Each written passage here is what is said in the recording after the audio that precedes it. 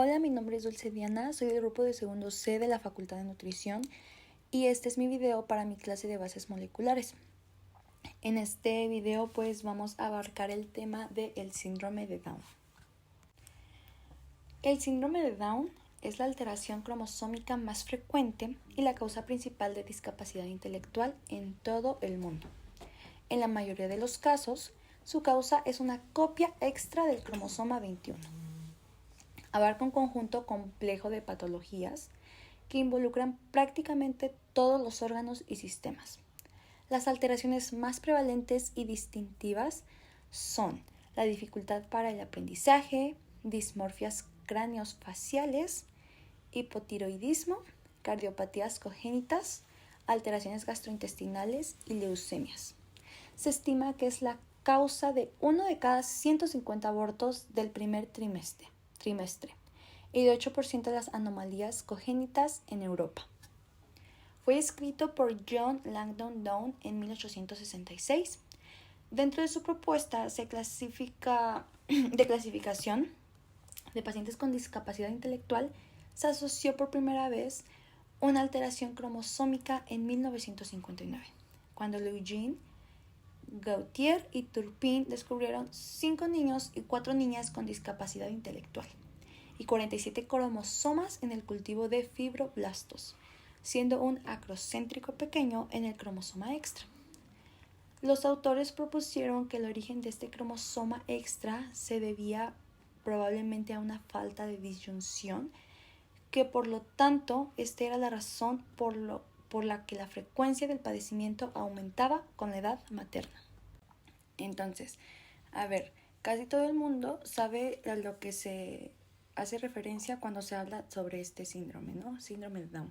Y pues, cuando nos dicen síndrome de Down, pues ya se nos viene como una imagen, casi a todos, ¿no? Pues ya sabemos como que son niños de se nos viene la imagen de que son niños de baja inteligencia, de movimientos torpes, con una apariencia como con los ojos chinitos, ¿no? Entonces estos rasgos faciales son de carácter mongoloide y entonces han hecho que sean conocidos como mongólicos, ¿no? Ese término pues ya como que se revocó y hoy en día pues se reemplaza por el término de síndrome de Down o el de trisomía 21, porque pues son más apropiados. Bueno, el segundo es un poco más apropiado. Pero, ¿sabemos realmente qué es el síndrome de Down o cuántas de nuestras creencias son mitos alejados a la realidad? Entonces, vamos a leer el concepto de síndrome de Down, que nos dice que es la causa más frecuente de retraso mental. Se trata de una alteración cromosómica caracterizada por un exceso de material genético. Con el término síndrome se requiere destacar que las personas afectadas presentan un conjunto de síntomas diversos, cognitivos, o sea, por ejemplo, el bajo nivel intelectual, fisonómicos, pues los ojitos que les digo, como que están chinitos, almendrados, la nariz pequeñita, o sea, como que en la parte del tabique, como que está como hacia abajo, ¿no? O sea, como que no hay mucho nivel del tabique, ¿no? También pues obviamente va a haber problemas médicos, por ejemplo, pues las cardiopatías y bueno, entre otros. Este síndrome pues fue descrito por primera vez en 1866 por el doctor John Langdon Down. Y pues pues por su nombre, por el apellido de este doctor, pues obviamente por eso se le llama síndrome de Down. Aunque en 1959 no se había conocido su causa, ¿ok? En este año el doctor Jerome descubrió que las personas con síndrome de Down tenían material genético extra, ¿no? Entonces la mayoría de las veces había como un cromosoma 21 de más. Y de ahí que también se le denomina trisomía del par 21, porque ocurre en el cromosoma 21. Entonces el exceso de material genético original pues es un desequilibrio en distintos sistemas biológicos, como cada cromosoma está implicado en el desarrollo de varios órganos, pues entonces obviamente la alteración de uno de ellos va a afectar pues varias funciones, ¿no? Entonces esto va a explicar la diversidad de síntomas y de características de las que las personas con síndrome de Down pues van a tener. Entonces, así el retraso mental se va a explicar porque va a afectar el desarrollo del sistema nervioso de manera especial y pues en el cerebro también. Bueno, no sé, es como muy obvio decirlo, pero sabemos que actualmente pues el síndrome de Down no tiene cura, ¿no? Sin embargo, sí desde los primeros momentos de vida, estos niños, o sea, si ellos reciben una atención adecuada que abarque todos los aspectos relacionados con el desarrollo de las capacidades de cada uno de ellos o de ellas, pues entonces sus aspectos que ya dijimos, cognitivos, psicomotrices, afectivos, educativos, sociales, etcétera, se van a lograr pues mejoras en su bienestar y en su calidad de vida y en sus posibilidades de desenvolverse en la vida con autonomía. Entonces, esto es así porque el desarrollo cerebral no va a depender únicamente de factores genéticos, ¿no? Entonces, también van a influir todos los estímulos ambientales. Ahora, ¿cuáles son sus características? Bueno, no hay dos personas con síndrome de Down iguales, ¿ok? Cada una va a tener su propia personalidad, sus sentimientos, sus capacidades y, o sea, todo lo que van a manifestar en esas personas va a ser de forma diferente. Y las características de este síndrome también, aunque son como similares en el físico, pues obviamente no son igualitos, ¿no? A ver, entonces van a guardar el mayor parecido con sus familias que pues entre ellos, ¿no? Las características del síndrome de Down se pueden agrupar en las siguientes categorías. Ahí les van. Primero, a ver, la inteligencia.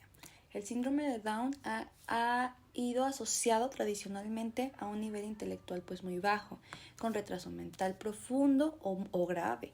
Entonces existe la creencia de que el desarrollo intelectual quedaría congelado y no iría más allá que el alcance de los niños y niñas de 5 a 8 años, o sea, como que la mayor inteligencia, por así decirlo, que podría llegar a tener una persona con síndrome de Down es máximo a un niño de 8 años, ¿no? Se decía que eran personas entrenables, o sea, entre comillas, entrenables, con capacidad para alcanzar niveles elementales de autonomía personal.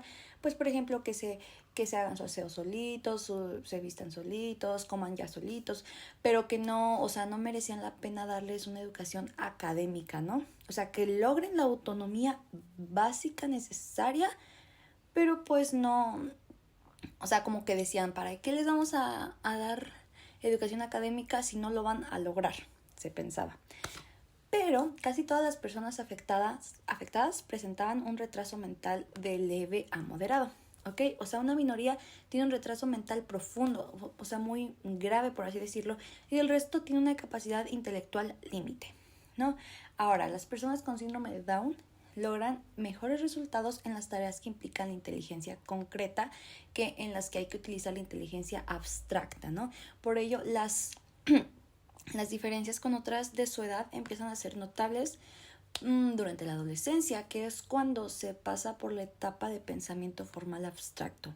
Entonces, asimismo, en los test que miden la inteligencia, obtienen mejores puntuaciones en las pruebas como manipulativas, ¿no? A ver, un ejemplo sería la construcción de rompecabezas, o sea, que en otras de carácter verbal, que, a ver, ejemplos de carácter verbal serían, por ejemplo, asociar una palabra con su significado, ¿ok? A eso es a lo que nos estamos refiriendo, eso es lo que estamos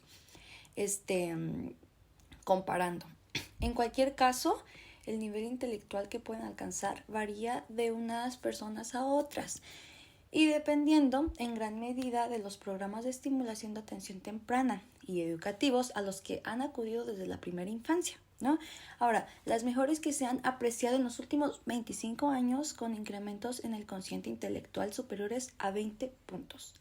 Entonces se deben en gran parte a las mejoras en atención temprana, ¿no? Y a los programas educativos de los últimos tiempos. O sea, ya dijimos que con una educación temprana y adecuada y correcta, o sea, pueden lograr desarrollar estas características intelectuales. Ahora vamos con la siguiente categoría, que es la memoria. Los problemas de memoria del síndrome de Down se refieren tanto a la capacidad para guardar la información, o sea, la memoria a corto plazo, como para almacenarla y recuperarla, que sería la memoria a largo plazo. Entonces, en ocasiones pueden realizar tareas que no pueden explicar o describir, ¿no? Hecho que apunta a problemas en la memoria explícita o declarativa. Su memoria visual es mayor que la auditiva. En este último caso son capaces de retener entre 3 y 4 dígitos tras ser escuchados. La falta de un entrenamiento adecuado, como ya lo dijimos en la pasada, pues puede dificultar el desarrollo de estrategias para orientarse en el tiempo y en el espacio. Pero tienen bien desarrollada la memoria operativa y también la procedimental. Entonces lo que les va a permitir llevar a cabo tareas secuenciales, ¿no? Es decir, que siguen pues un orden. Hasta que no terminan una, no van a empezar la siguiente. La siguiente categoría que vamos a abordar va a ser la percepción. Entonces, a ver, los bebés y los niños con síndrome de Down procesan mejor la información visual que la auditiva, ya lo dijimos, en la de memoria, ¿no? Entonces van a percibir mejor lo que ven que lo que escuchan. Entonces su umbral de respuesta general es más elevado que el resto de la población, incluido el umbral para el dolor, por lo que necesitan estímulos de mayor intensidad y de mayor duración para que puedan reaccionar ante ellos, ¿no? Así, en ocasiones, la falta de respuesta ante las interpretaciones de otra persona se deben a que no se ha percibido la petición de una manera adecuada, ¿no? O sea, no es como que sea tanto más que una distracción, es más bien la percepción. Y la cuarta es la atención. A ver, entonces las alteraciones de determinados mecanismos cerebrales explican las dificultades a la hora de mantener la atención durante mucho tiempo en la misma tarea u objeto. Las personas con síndrome de Down se van a distraer con facilidad ante los estímulos diversos y que sean novedosos para ellos, ¿no? O sea, que les atraigan. Y bueno, van a parecer más sensibles a las influencias externas que predominan sobre la actividad interna, reflexiva y ejecutora. Y entonces la capacidad de los mecanismos de autoinhibición pues va a ser menor. Bueno, este es un cuadro del resumen de los aspectos cognitivos que, bueno, así lo dice, que con mayor frecuencia se ven afectados en el síndrome de Down. Entonces tenemos el retraso mental, moderado o leve. Lentitud para procesar y codificar la información, interpretarla, elaborarla y responder a las demandas de la tarea. Dificultades en los procesos de conceptualización, abstracción, generalización y transferencia de aprendizaje de unos textos a otros. Si han aprendido una conducta en la escuela, les cuesta aplicar este aprendizaje en casa. Problemas en la memoria a corto y largo plazo. Les cuesta más que a otras personas planificar las estrategias, los pasos que hay que dar para resolver problemas y atender a diferentes variables y aspectos al mismo tiempo. La desorientación espacial y temporal. Les cuesta comprender dónde están y conceptos como el día, la hora, ¿no? También problemas para realizar operaciones de cálculo, en especial si se trata de cálculo mental.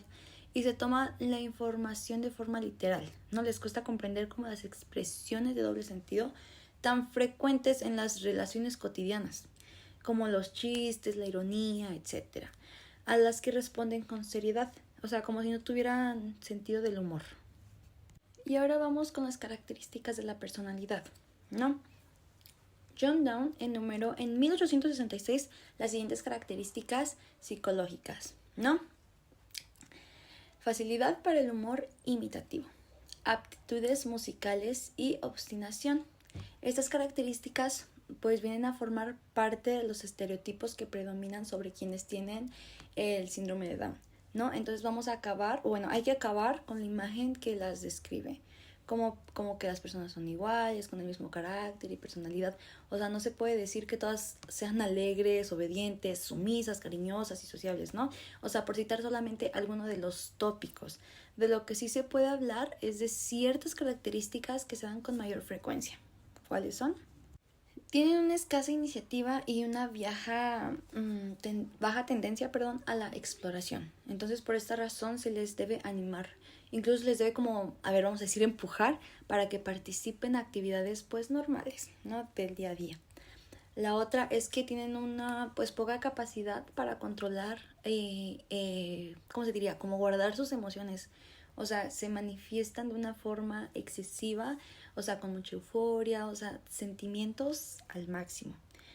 Otra es la tendencia a la persistencia de la conducta y la resistencia al cambio, ¿no? O sea, les cuesta cambiar de tarea o iniciar actividades nuevas, por lo que pueden parecer pues tercos u obstinados, ¿no? También la baja capacidad de respuesta y de reacción frente al ambiente en el que están expuestos, ¿no? Entonces van a responder como con menor intensidad a lo que ocurre a su alrededor. O sea, lo que puede parecer como desinterés ante lo nuevo, apatía y pasividad. Y también las dificultades para interpretar y analizar los acontecimientos externos. También la constancia, la tenacidad, la responsabilidad y la puntualidad. Son muy cuidadosos y perfeccionistas con el trabajo. Aunque claro, a veces la puntualidad no va a depender solamente de ellos. Y ahora con los rasgos físicos, bueno, las personas con síndrome de Down son popularmente conocidas por su fisonomía, que recuerda a los rasgos orientales, o sea, lo que decíamos como de la carita como redondita con los ojitos jaladitos. Entonces también se le suele describir como una de baja estatura y normalmente como gorditos o sea, como con más volumen que una persona promedio. Entonces, los rasgos físicos más frecuentes van a ser la carita plana, la nariz pequeña y también va a estar como plana, los ojos almendrados con fisuras oblicuas palpebrales, ¿no? Las aperturas de los ojos se inclinan hacia arriba, la oreja displástica o el desarrollo anormal de las orejas, el bajo desarrollo óseo del tercio medio del rostro, los maxilares y la boca reducidos con mala oclusión dental. Esto les puede obligar a respirar por la boca. Entonces los problemas en la respiración van a afectar obviamente pues al desarrollo de las mejillas y va a limitar pues la capacidad pulmonar, ¿no? Ahora el pliegue profundo en el centro de la palma de la mano. También los pliegues epicentrales, o sea, los pliegues de piel extras en la parte exterior del ojo. Y los problemas de desarrollo corporal, o sea, menor estatura, media que la población general, ¿no? Con cierta tendencia pues a la obesidad. Y pues hay que recordar que no va a haber ninguna relación entre el grado que se van a manifestar estos rasgos faciales y el nivel cognitivo que pueden alcanzar, o sea, no va a haber relación. Ahora con los síntomas psicomotrices, ¿no? Tienen reducido el tono muscular debido a la pérdida de ligamentos, o sea, lo que se traduce como en una flacidez y como que sus movimientos no van a ser tan exactos, ¿no? O sea, vamos a decir como movimientos torpes. Ahora, también vamos a tener la ausencia del reflejo de Moro en el recién nacido, ¿no? Un bebé sin síndrome de Down, si se le suelta o se le expone un ruido fuerte, va a extender los brazos, las piernas, las manos, o sea, se mueve, ¿no? O sea, arquea la espalda o echa la cabeza hacia atrás, ¿no? Como que se extiende. Un bebé que no tiene el síndrome de Down hace eso. Entonces, un bebé con síndrome de Down, pues como le tiene ausencia de reflejos, pues como que no lo va a percibir y pues no va a tener como una reacción ante cierto reflejo, no sé, un ruido fuerte, la luz, algo así. La hiperflexibilidad, que va a ser la habilidad excesiva de flexionar las extremidades. Y bueno, también la lentitud en sus movimientos puede deberse tanto a los problemas de la psicomotricidad gruesa, o sea, los movimientos de los brazos y las piernas, como de la psicomotricidad fina, o sea, como la coordinación del ojo, de las manos. Y ahora vamos con los problemas sensoriales, que uno podría ser la pérdida de la capacidad auditiva, ¿no? A ver, según estudios recientes, entre el 66% y el 89% de los niños o niñas con síndrome de Down sufren una pérdida auditiva superior a los 15 o 20 decibelios en al menos un oído. También los problemas de visión, que aproximadamente un 3% tienen problemas de cataratas. Y ahora los problemas del lenguaje y de la comunicación. Entonces a las personas con síndrome de Down pues les va a resultar más difícil dar respuestas verbales que motoras, ¿no? Creo que eso ya lo habíamos mencionado casi desde el inicio. Entonces por eso les va a costar explicar lo que están haciendo, lo que van a hacer. Y el problema del lenguaje más frecuente entre las personas con síndrome de Down va a ser la falta de fluidez verbal. O sea, nadie tiene como un lenguaje perfectamente fluido. Todos hemos como dudado alguna vez de las palabras con las palabras o hablando con trompicones, ¿no? Haciendo paradas o volviendo una y otra vez sobre lo que ya se ha dicho. O sea, a todos nos pasa. Y entonces estos problemas son pues más corrientes tanto en la infancia como en la edad adulta, aunque es más frecuente entre niños. O sea, los niños, si de por sí cuando somos niños estamos pues ahí aprendiendo, pues obviamente también se les va a dificultar pues un poco más. Y los problemas de fluidez verbal pues van a ser más habituales entre las personas con síndrome de Down. Por ejemplo, van a ser los de repetir toda o parte de una palabra mientras se piensa lo que sigue en la siguiente frase, o las largas pausas en mitad de una frase hasta encontrar como la palabra siguiente, ¿no? O sea, por ejemplo, es como que quiere explicar algo y dice, o mencionar algo y dice, a una pequeña pausa y termina pelota. O sea, como que hay pausas, no está esa fluidez verbal de la que mencionábamos. También serían las pausas en lugares inusuales de la frase, o sea, seguida de 2 o 3 palabras que se suceden con rapidez, ¿no? O sea, por ejemplo, va a ser como haciendo difícil la comprensión por parte del oyente. También va a ser como enfatizar palabras o partes de una palabra cuando no hay por qué resaltarlas, ¿no? O sea, cuando no hay razón para que esa palabra resalte en la oración. Y también pues van a hablar con trompicones o hasta encontrar como la sílaba o palabra adecuada. Dificultades para comprender lo que están diciendo, eso también ya lo mencionamos. Y bueno, son muy, ¿cómo se dice? Comunes los tartamudeos en su habla. Y los tartamudeos se podría explicar por tener una lengua pues grande, ¿no? O sea, que parece que además de dificultades en la respiración, van a tener problemas también para articular las palabras. Entonces, en el síndrome de Down, el nivel de lenguaje comprensivo es superior al del lenguaje expresivo. O sea, esto va a explicar que en ocasiones sepan lo que quieren decir, pero no puedan expresarlo y repitan siempre las mismas respuestas sin variación. Entonces, para compensarlo, pues entonces se van a apoyar en el lenguaje de gestos y en onomatopeyas, o sea, imitando el sonido de la cosa o animal a la que se va a hacer referencia. Y ahora los síntomas fisiológicos. Bueno, entre un 35 y un 50% de las personas con síndrome de Down tienen alguna cardiopatía congénita. Eso también lo mencionamos al principio. O sea, dentro de los problemas del corazón, los más frecuentes son los defectos del canal aurículo-ventricular, ¿no? O sea, las septaciones incompletas y las válvulas defectuosas. Entonces es fundamental realizar un electrocardiograma durante los 2 primeros meses de vida, pues, o sea, un diagnóstico precoz o a tiempo puede evitar la irreversibilidad de las complicaciones asociadas a la cardiopatía y a la imposibilidad de intervenir quirúrgicamente. También son frecuentes los desequilibrios hormonales e inmunológicos, como los que afectan al nivel de hormonas tiroideas, ¿no? O a la mayor vulnerabilidad ante las infecciones. Cuando son lactantes, van a presentar un riesgo superior de mortalidad debido a la mayor incidencia de enfermedades infecciosas, ¿no? Infecciosas respiratorias crónicas del oído medio, tonsilitis recidivantes, etc. Entre los niñas con síndrome de Down menores de 1 año se van a poder presentar pues convulsiones o espasmos originados por complicaciones o infecciones neonatales y a causa de las enfermedades cardiovasculares.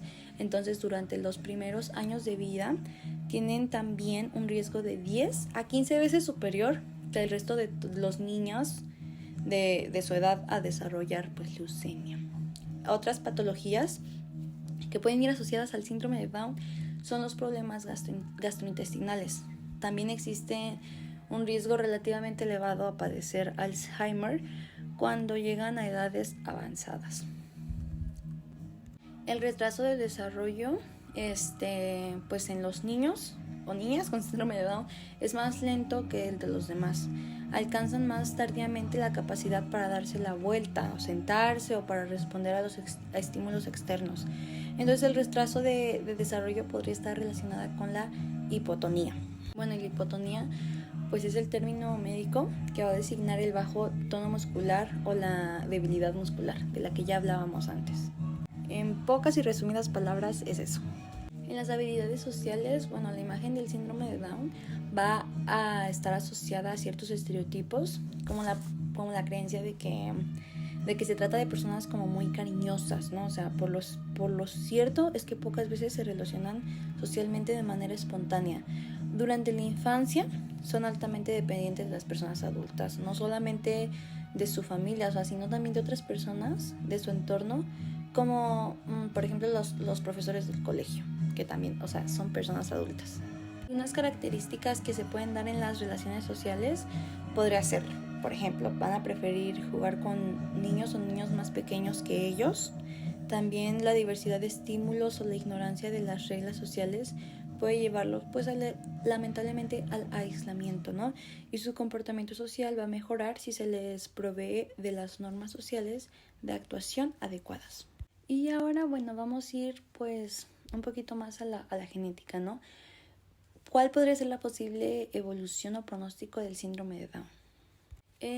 Las actuales investigaciones genéticas aún no han permitido como encontrar un tratamiento eficaz, capaz de prevenir o curar el síndrome de Down, pero una intervención adecuada desde las primeras semanas de vida va a permitir el desarrollo de una amplia variedad de habilidades y aptitudes que serán diferentes en cada persona, ¿no?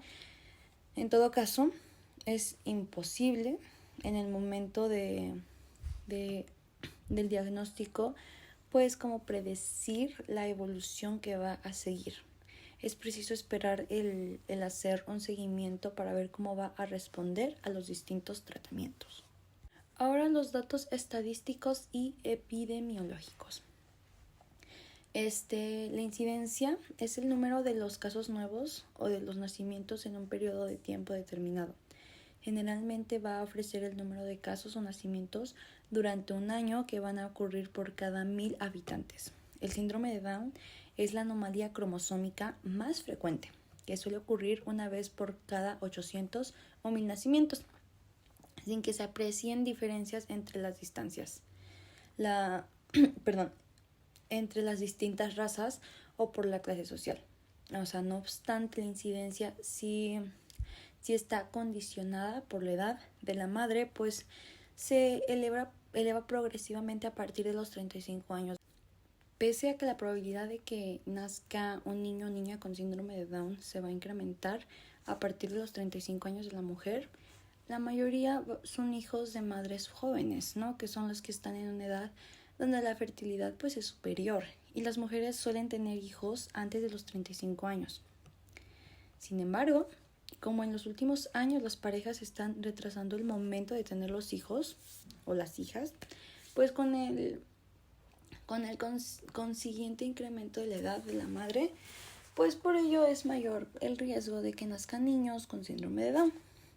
La probabilidad de tener un segundo hijo con síndrome de Down es de 1 sobre 1000 nacimientos. O sea, aunque esta variabilidad es superior en el síndrome de Down por translocación, que ahorita vamos a ver.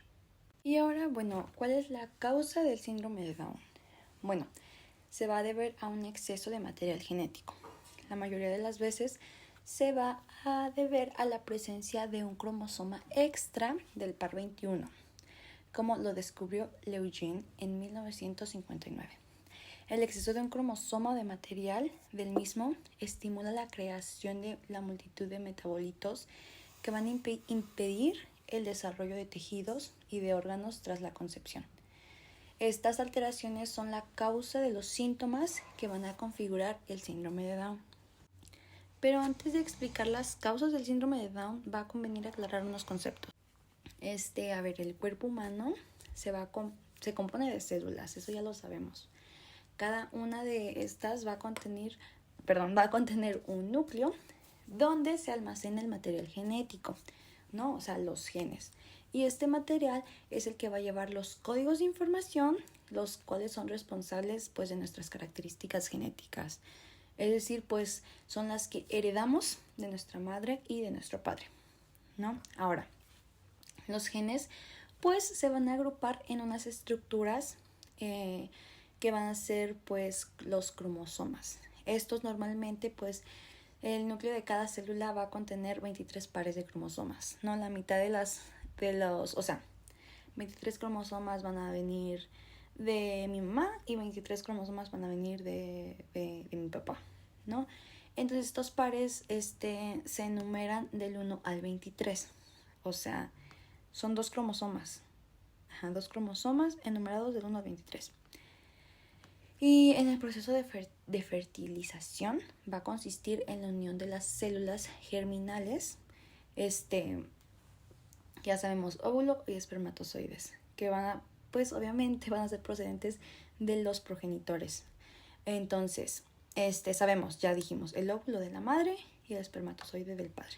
Y la unión de estas células van a originar una nueva célula a la cual vamos a llamarle cigoto, que se va a ir multiplicando para formar el cuerpo pluricelular de cada persona. A diferencia del resto de las células humanas, las germinales no van a contener 46 cromosomas, o sea, porque al unirse se formaría un cigoto de 92 cromosomas, o sea, 46 pares, y se irían duplicando en cada generación sucesiva, o sea, por eso solamente vamos a tener 23 cromosomas. Ahora, para evitar la duplicación de cromosomas, pues las células germinales se van a dividir 2 veces en un proceso llamado meiosis. Y aquí, explicado rápidamente, en la meiosis 1, pues cada miembro de un par homólogo, es decir, un cromosoma procedente del padre y otro de la madre, se van a alinear y van a intercambiar su material genético. Esto se le llama recombinación de genes. Y posteriormente, cada miembro del par homólogo se va a separar y se va a situar en lados opuestos de la célula. Entonces esta se va a dividir en 2 y pues va a ser un par de células hijas. Ahora en la meiosis 2, pues los cromosomas de las células hijas se van a dividir por la mitad y estas van a ser ahora 2 cromátidas, ¿no? Cada una de las cuales se van a situar en el extremo opuesto. Las cromátidas se van a dividir por la mitad y el resultado pues ahora van a ser 4 células haploides, es decir, con la mitad de los cromosomas, o sea, 23, no 46, no hay que olvidarnos de eso. En este gráfico siguiente se va a detallar como el proceso de meiosis, o bueno, más bien se va como a explicar de una manera visual. Y para saber si existe una alteración cromosómica, los cromosomas se pueden estudiar analizando muestras de sangre o de tejidos celulares. Cada cromosoma es identificado, clasificado y numerado de mayor a menor. Entonces la representación visual de todos los cromosomas de una persona se le va a denominar cariotipo. Y ahora vamos con las categorías del síndrome de Down, las cuales van a ser 3. Entonces recuerdo que en clase la maestra Caro nos explicaba sobre que dependiendo de la manera en la que se produzca el exceso de material genético, pues va a haber como pues una categoría del síndrome de Down, ¿no? O sea, no solamente es como una igual. A ver, entonces, la primera sería la trisomía del par 21. Esta nos dice que pues las células humanas contienen, como hemos visto, más arriba de 23 pares de cromosomas, que van a estar numerados del 1 al 23. Entonces, pues la trisomía va a ser un error que hace que en uno de los pares, en vez de haber 2 cromosomas como debería de ser, las células van a tener 3. Entonces, en el síndrome de Down, por trisomía del par 21, exactamente, las células no van a contener 46 cromosomas, sino 47. El cromosoma además va a estar en el cromosoma 21, ¿no? Y el exceso de material genético es lo que va a originar pues el síndrome de Down. Diferentes estudios no, parecen apuntar que el cromosoma extra es de origen materno, es decir, el cromosoma además ya estaría presente en el óvulo de la madre. Y entonces la causa de la trisomía sería la ausencia de división de los cromosomas, y pues este sería un error que puede ocurrir tanto durante la primera como en la segunda fase de la meiosis. Como se dijo más arriba, la probabilidad de que se produzca una trisomía del par 21 está asociada con la edad de la madre. No es como que siempre, pero sí tiene mucho que ver. Y pues obviamente esto va a ir incrementando progresivamente a partir de los 35 años de esta. O sea, a partir de los 35 en adelante incrementa la probabilidad estadística de que el bebé tenga síndrome de Down. La trisomía del par 21 o cromosoma 21 extra es la causa más frecuente del síndrome de Down. Entonces, se va a dar en el 92% de los casos. Y ahora vamos con el síndrome de Down por mosaicismo. Entonces, aquí a veces van a ocurrir como errores en la división celular. ¿Cuál es? La meiosis, que ya vimos.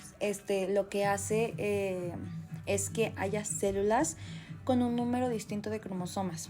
Eso es a lo que vamos a llamar mosaicismo. Entonces, en el síndrome de Down por mosaicismo se van a producir cuando algunas de las células de la persona tienen una trisomía del par 21 y otras no. Entonces, en el mosaicismo puede ocurrir de dos formas, ¿ok?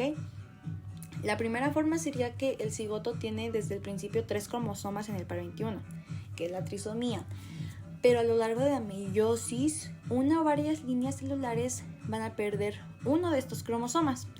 Y entonces el cigoto tiene al principio 2 cromosomas en el par 21, pero durante la meiosis se va a duplicar uno de los cromosomas 21, ¿no? De alguna de las células. Hay que destacar que la trisomía por mosaicismo va a ocurrir entre un 2 y un 4% de los casos de síndrome de Down. O sea, es como baja la estadística, a comparación de la trisomía 21 que acabamos de ver antes que esta. Y ahora el síndrome de Down por translocación, que es lo que mencionamos atrásito y que dijimos que íbamos a ver más adelante. Aquí lo que ocurre es que entre un 3 y un 4% de las personas con síndrome de Down van a presentar 23 pares de cromosomas. O sea, va a ser igual que el resto de la población. Pero en algunos de los cromosomas pues va a estar adherido un material genético del cromosoma 21. Lo que pasa es que generalmente al formarse el óvulo o el espermatozoide, el fragmento adicional de un cromosoma 21 se va a adherir a uno de los cromosomas del par 14, ¿no? Entonces aquí lo que pasa es que la célula germinal de uno de los dos progenitores, ya sea el óvulo o el espermatozoide, se va a unir a la del otro progenitor y entonces van a aportar material genético extra. Entonces esto va a provocar la aparición del síndrome de Down. O sea, aunque tienen los 23 pares, este material genético extra, pues obviamente va a provocar el síndrome de Down. Y que es por translocación, el padre o la madre se tienen que comportar como portadores. O sea, van a ser portadores de este síndrome, cual sea de los dos. Y entonces también el que sea portadores pues pueden transmitirlo de uno a varios hijos, porque ya sabemos que hay un porcentaje en el que puede transmitir eso, en el que lo puede transmitir o en el que no, pero ahí siempre va a estar la posibilidad. Ahora con el procedimiento del diagnóstico, bueno, la detección de este síndrome se puede realizar antes o después del nacimiento. El primero sería pues el diagnóstico prenatal, significa que es antes del nacimiento. El diagnóstico del síndrome de Down puede llevarse a cabo desde la 9ª semana de gestación. Sería mediante distintas pruebas que van a analizar a las células del embrión, o sea, para conocer el número de cromosomas, o es decir, su cariotipo. Por ejemplo, en España, entre la semana 10 y la semana 14, lo que hace la mamá es que se realiza una ecografía rutinaria para observar las condiciones en las cuales va a estar el feto, ¿no? Y entonces uno de los parámetros que se tiene en cuenta en esta prueba es el engrosamiento del pliegue nucal. O sea, Si es superior a 8 milímetros, podría tratarse de síndrome de Down. Y otros parámetros también que se pueden analizar en la ecografía van a ser el tamaño del fémur, también el del húmero y las alteraciones en distintos órganos. Durante el primer trimestre de embarazo también se realizan un triple Sering, que les va a servir para que detecten la presencia de ciertos componentes en la sangre, ¿no? O sea, la alfa-fetoproteína, la gonadotropina y el estriol. Y los niveles de estas sustancias pues pueden ofrecer un indicio de que el feto pues tiene síndrome de Down. Y las pruebas anteriores, las que acabo de mencionar, pues no son invasivas, es decir, no aumentan el riesgo de aborto, o sea, se utilizan para descartar solamente la presencia del síndrome de Down. Si mediante las mismas se han encontrado indicios de este síndrome, pues se deberá hacer una amniocentesis. Y bueno, la amniocentesis es como una, bueno, no es como una, es una prueba que se realiza durante el embarazo que sirve para diagnosticar ciertos trastornos genéticos, defectos congénitos y otros problemas de salud en el feto, ¿no? Entonces, por lo general, la prueba se va a realizar entre las semanas 15 y 20 del embarazo y prácticamente es como se extrae el líquido amniótico y se analiza ese líquido.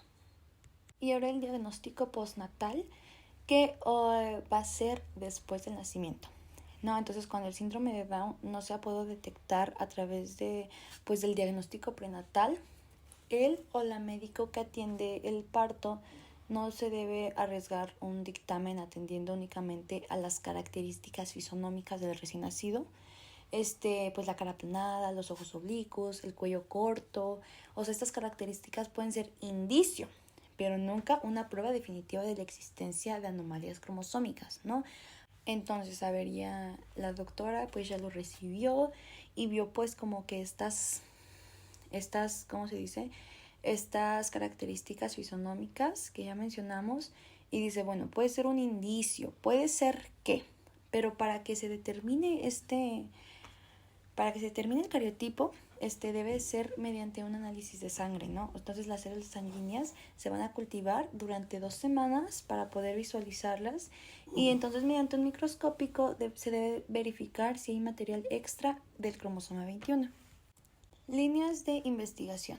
La investigación sobre el síndrome de Down se va a centrar principalmente en el estudio de los aspectos genéticos que van a explicar la aparición y en la búsqueda de terapias que palíen sus síntomas. En su estudio molecular, con se buscaba determinar la relación que había entre las distintas subregiones cromosómicas y entre los fenotipos asociados al síndrome de Down, ¿no? Entonces aquí se trataba de encontrar los genes específicos que determinan las características clínicas y que explicarían la existencia de trisomías parciales del par 21. El análisis citogenético, lo que hacía es que va encaminado a determinar la carga genética de las personas con síndrome de Down y de sus familiares, con especial atención a los padres y a las madres, ¿no? Entonces, a través de este análisis, lo que hace es que se pretendía conocer de que el progenitor va a proceder el cromosoma extra, así como el riesgo de tener un hijo o hija afectado o afectada, ¿no? Y con el desarrollo de esta línea de investigación se detectarían las anomalías que presenta el cromosoma 21 y los puntos de rupturas que también se presenta frente a ¿no? Y en su caso, el grado del mosaicismo, que ya vimos. El examen de las características clínicas y bioquímicas, en esta línea de investigación, lo que pasó es que se analizaron 25 de los principales rasgos clínicos y morfológicos que están asociados con el síndrome de Down. Y entonces entre estos destacaban pues el retraso mental, las cardiopatías y los distintos rasgos faciales que ya mencionamos varias veces. Y en cuanto a los marcadores bioquímicos, se ha buscado verificar el incremento de la actividad del superóxido dismutasa, ¿no? Y los cambios de la actividad de la catalasa, así como los procesos del envejecimiento. Y ahora la investigación de tratamientos e intervenciones terapéuticas. Estas investigaciones están como encaminadas a estudiar una gran diversidad de los tratamientos e intervenciones terapéuticas que van a buscar mejorar las capacidades de las personas con síndrome de Down.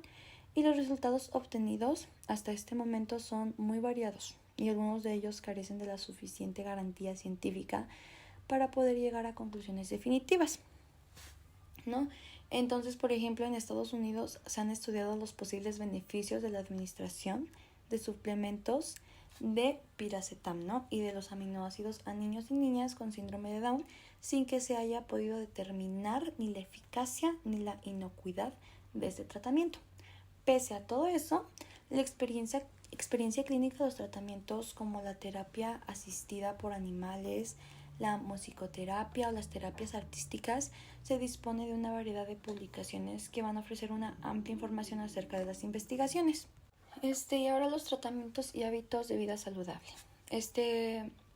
Primero pues solamente vamos a rescatar aquí lo más importante. Aquí tenemos que tener bien en cuenta que no se debe olvidar que una atención adecuada desde el nacimiento va a ayudar a la persona con síndrome de Down a lograr la autonomía necesaria para desenvolverse en la vida cotidiana.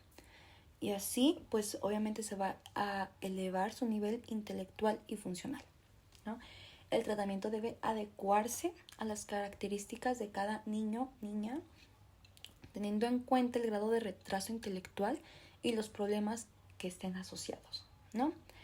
Un programa de salud integral tiene que completar el bienestar físico, psicológico y social de la persona con síndrome de Down. Y también habrá de contar con la participación de todos los implicados o implicadas de que estén en el entorno de la persona, ¿no? Pues especialmente sus familias, su papá, la mamá y además obviamente de los profesionales de las ciencias sociales y sanitarias. Cuando nace un niño, niña con síndrome de Down, el pediatra debe realizar una exploración exhaustiva para poder detectar los posibles problemas médicos congénitos, ¿no? Por ejemplo, las enfermedades cardíacas, las anormalidades gastrointestinales, los problemas visuales, las dificultades durante la lactancia, los problemas inmunológicos también. Y nos podemos dar cuenta que es una exploración médica completa porque abarca los siguientes aspectos. Por ejemplo, las infecciones del aparato respiratorio, las alteraciones del sueño, los indicios de enfermedad celíaca, los problemas de audición, por ejemplo, los tapones de cera, la otitis serosa y la hipoacusia. También los problemas de visión que se podrían presentar, por ejemplo, en estrabismo y en dificultades de refracción, ¿no? El desarrollo de la dentición y la exploración anual de la función tiroidea. También la exploración del aparato locomotor y su desarrollo intelectual. También los trastornos de la conducta, por ejemplo, la hiperactividad con problemas de atención y también trastornos del aspecto autista.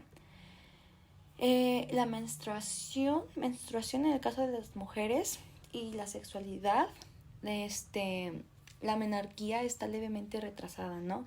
Entonces, pues la menstruación se establece en periodos regulares, aunque habrá ciclos en los que no se va a producir ovulación. Ahora unos mitos y verdades sobre el síndrome de Down. Un mito es que el síndrome de Down es un desorden genético raro. La realidad es que el síndrome de Down es la alteración genética más común en la población, con una incidencia de 1 sobre 800 a 1000 nacimientos vivos. También es la causa más frecuente de retraso mental. Otro mito es que la mayoría de las personas con síndrome de Down nacieron de padres mayores. Y la realidad es que el 80% ha nacido de una madre menor de 35 años. Aunque sí que es cierto que el riesgo a tener un hijo con síndrome de Down se ha incrementado con la edad de esta. Otro mito es que las personas con síndrome de Down tienen un retraso mental severo.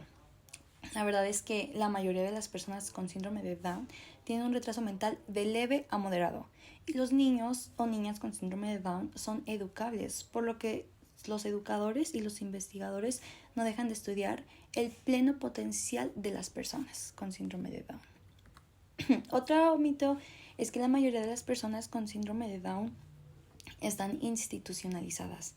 Y la realidad es que hoy en día la mayoría de las personas con síndrome de Down viven pues con sus familias en sus hogares y participan activamente en distintos ámbitos de la comunidad, ¿no? O sea, como educacional, social, recreativo, etcétera. Y muchas de estas personas están integradas en escuelas ordinarias. O sea, las hay que toman parte de actividades deportivas, ¿no? Acampadas, programas artísticos y musicales, entre muchos otros. Y además se relacionan con personas con o sin discapacidad. Otro mito nos dice que los padres y madres de los niños con síndrome de Down no encuentran ningún apoyo a la hora de educar y sacar adelante a su hijo con síndrome de Down. Bueno, la verdad es que en todas las comunidades autónomas existen organismos públicos y privados con también asociaciones de padres y grupos de autoayuda que ofrecen a las familias de las personas con discapacidad en distintos servicios y apoyos. Otro mito nos dice que los niñas con síndrome de Down deben escolarizarse en centros de educación especial. Y la verdad es que el sistema educativo español ofrece a los niños y niñas con discapacidad, incluido el síndrome de Down, la posibilidad de integrarse en centros educativos ordinarios para que la integración favorezca el desarrollo de las capacidades del alumno, de la alumna. Es preciso realizar una adaptación curricular en la que se contemplen las necesidades y aptitudes de cada uno. Y bueno, a manera de conclusión, el estudio de los genes implicados en el síndrome de Down continúa siendo un tema central, ofreciendo grandes retos para su análisis. La información obtenida hasta el momento no ha permitido aclarar con exactitud los genes sensibles a dosis implicados en el fenotipo de estos pacientes, lo cual podría explicarse por el efecto de múltiples genes implicados y la compleja interacción entre ellos. Por otro lado, muchas de las manifestaciones clínicas de los pacientes con síndrome de Down se comportan como entidades multifactoriales donde no existe un solo gen causal involucrado, sino un grupo de genes que van a interactuar entre sí y con el ambiente, lo cual va a conferir en una alta complejidad a la fisiopatología subyacente en esta enfermedad. Y eso sería todo por mi parte. Muchas gracias y les dejo mis referencias.